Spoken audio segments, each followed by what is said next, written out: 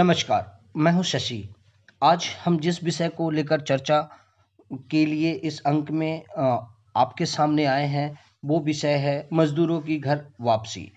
भारत में अब तक लगभग 135 ट्रेनों में 1 लाख से ज़्यादा लोग अपने घर या गृह राज्य लौट चुके हैं, लेकिन यह लौटने की शुरुआत भर है। उत्तर प्रदेश और बिहार में ही करीब 40 लाख लोगों के लौटने का अनुमान है, मगर कुछ हजार लोगों के लौटते ही उन राज्यों की सरकारों पर जोर आने लगेगा जिन्हें मजदूरों का राज्य कहा जाता है।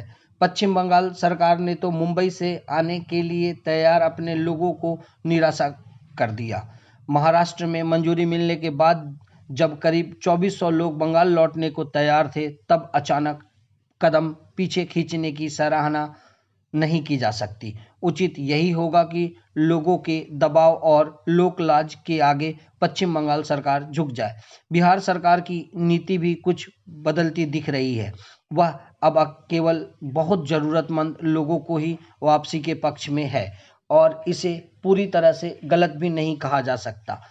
मजदूरों और अपने फंसे हुए लोगों की वापसी का दबाव उत्तर प्रदेश शुरू से ही आगे बढ़कर झेल रहा है और इसके लिए उसकी सराहना होनी चाहिए। फिर भी एक हलचल है कि कब तक और कितने लोग लौटेंगे। घर वापसी शब्द सुनने में तो बहुत अच्छा लगता है, लेकिन कोरोना के समय में उत्तर प्रदेश, बिहार, झारखंड जैसे राज्यों में अगर आधे ही लोग लौटे, तब भी 20 लाख लोगों के करीब 14 या 21 दिन तक का क्वारंटीन में रखना किस हद तक संभव होगा। श्रमिकों के राज्यों के अधिकारियों और नेताओं के मन में जो शंका है, वह बता रही है कि ये राज्य लाखों लोगों की तीमारदारी के लिए पूरी तरह से तैयार नहीं है। फंसे हुए लोगों की वापसी के मोर्चे पर ये राज्य कितनी दृढ़ता के साथ चलेंगे, उतना अच्छा होगा। जिन सक्षम राज्यों से लोग लौट रहे हैं, उनसे श्रमिकों के राज्यों को तार्किक उपेक्षा है कि कोरोना जांच के बाद ही किसी को लौटाया जाए। इस मोर्चे पर कर्नाटक के फैसले काबिले तारीफ है, जिनसे दूसरे सक्षम राज्यों को सीखना चाहिए। 5 दिन तक कर्नाटक से बिहार के लिए 2-2 रेलगाड़ियां रोज चलने वाली थी, लेकिन आखिरी मौके पर कर्नाटक सरकार पीछे हट गई। कर्नाटक के उद्यमियों की आशंका बिल्कुल सही है कि मजदूर लौट गए तो वे जल्दी नहीं लौटेंगे। उद्यमियों ने सरकार से यह मांग की कि वह निर्माण कार्य शुरू करने की मंजूरी दे, ताकि मजदूरों को रुकने का मजबूत बहाना मिले। बेशक बड़ी संख्या ऐसे मजदूरों की है जो काम मिलने पर रुक जाएंगे। मजदूरों की वापसी रोकने के फैसले से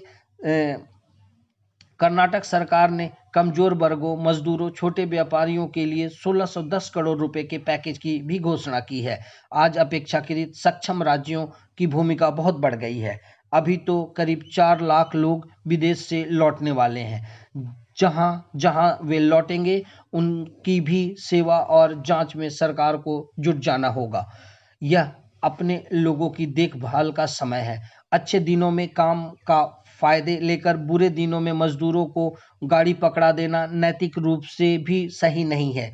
जहां तक संभव हो, मजदूरों को स्पष्ट पुनर्वास, पुनरुद्धार नीतियों से रोकना चाहिए और उनमें भय या रोष बढ़ाने से बचना चाहिए। तमाम राज्यों और उनकी सरकारों को ध्यान रखना चाहिए, उनके व्यवहार व कार्यकुशलता पर पूरे देश की नज़र है। धन्यवाद।